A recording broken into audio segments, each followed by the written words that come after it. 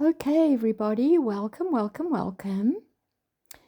So I have got an assortment of mica powders there, and I've got some chameleon powders, and I've got two small coaster molds. Now, these molds are very old, so I know that I'm going to have to do a top coat on the coasters when they come out. So, welcome everybody. My name is Janice. We are going to have some fun today. I love this technique. And before I even start, I've got to thank Claire from Claire's Crafty Corner, because I saw her doing this technique on one of her videos and I knew immediately that I had to do it. So I hope you're going to enjoy it with me. If you have got any grandkids or nieces, nephews, children, I promise you this is the project to do with them. They will love it. It's super easy and the result is awesome.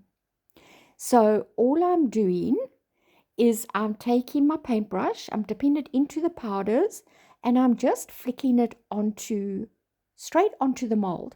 So there's no resin in my mold at the moment. So I'm just letting the colors fall where they fall, and I'm basically just layering the colors one on top of the other. And you're going to be amazed at the result. I think it was stunning. There's probably a few things that I would like to tweak, but overall, I was really happy with the result. So in hindsight, I think I would have put a tiny bit of gold, or maybe bronze, or even silver. But if you do that, use a tiny bit, because those metallics seem to take over a little bit. So if you do want to put it in, just honestly put a tiny little bit in. So over the next few weeks, I'm going to make a few more, and then I'm going to just do a really nice big mobile as well for my veranda.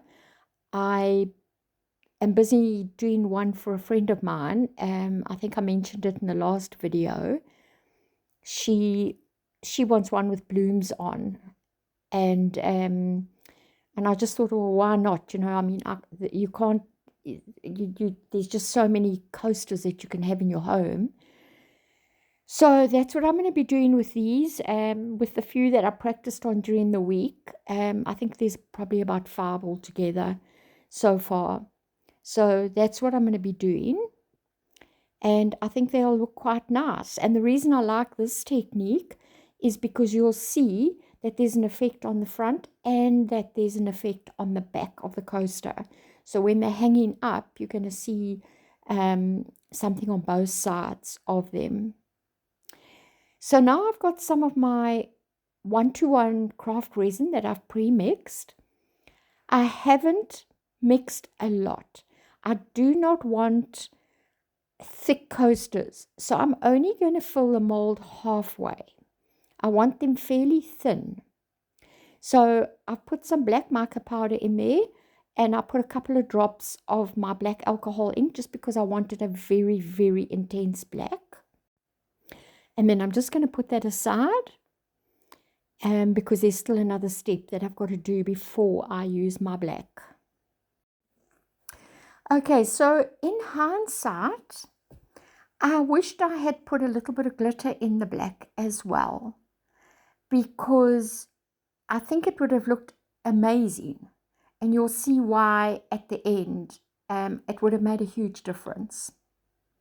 So I'm taking my isopropyl alcohol now, and I'm going to spray my mica powders.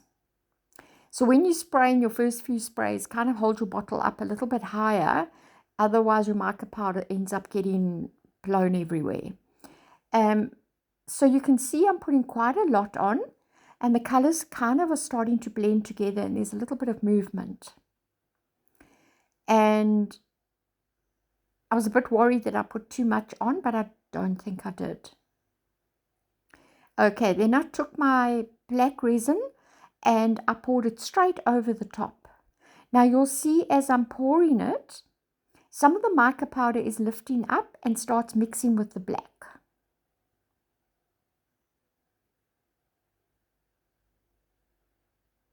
And that's what I liked, because I'm going to have an effect on both the front and the back. Now, if you don't want this effect, obviously you can let this resin cure, because you're only halfway in the mold. You can let this resin cure and you can pour a plain backing over the back. But I like this because I'm now going to have an effect on the front and I'm going to have an effect on the back.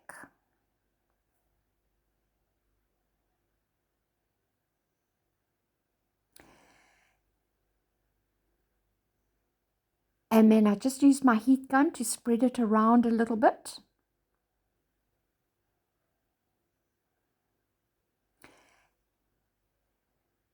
And then what I did was I sprinkled a little bit of glitter over the back, and I also had some interference mica powder. And then I did the same thing. I just dipped my brush into that and I kind of tapped it over the back of this as well. I just wanted to see what it would do. I wanted to see if it would dissolve.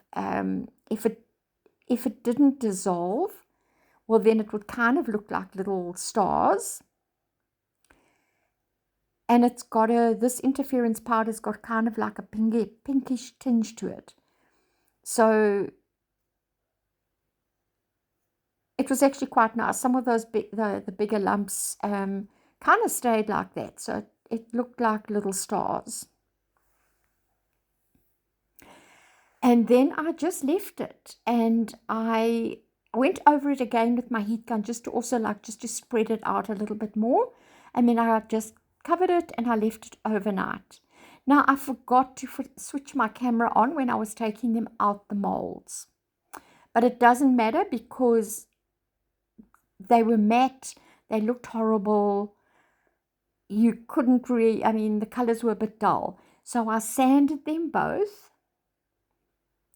and I did my top coat, and you will see how the colors just pop. They are beautiful. The only thing that, like I said before, that I wish I had done was put a little bit of glitter in the black when I was pouring it over the back, because some of the glitter would have sunk and you would have been able to see it from this side. But I'll do that next time. I'm going to make a few more. I'm going to need quite a few if I want to make my my wind chime. And then I'll show you also what the back ended up looking like as well, which is perfect because at least you're seeing something on both sides of the coaster. And then I just spread this resin. It wasn't a lot. It was my 1-to-1 craft resin, and I think it was only about 20 grams. I didn't need a lot. And spread it over it. I took my long neck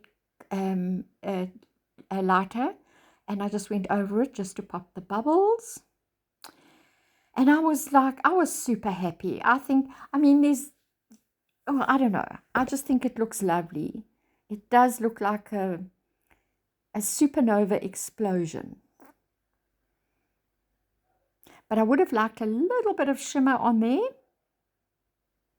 And I do think a little bit of gold would have looked stunning in there as well. And then when I was cleaning my silicone pen, I pulled the end off by mistake, and all the little beads that were kind of like a decoration in the main part of the pen all spilt out. So I just quickly collected those up and put them into a little container.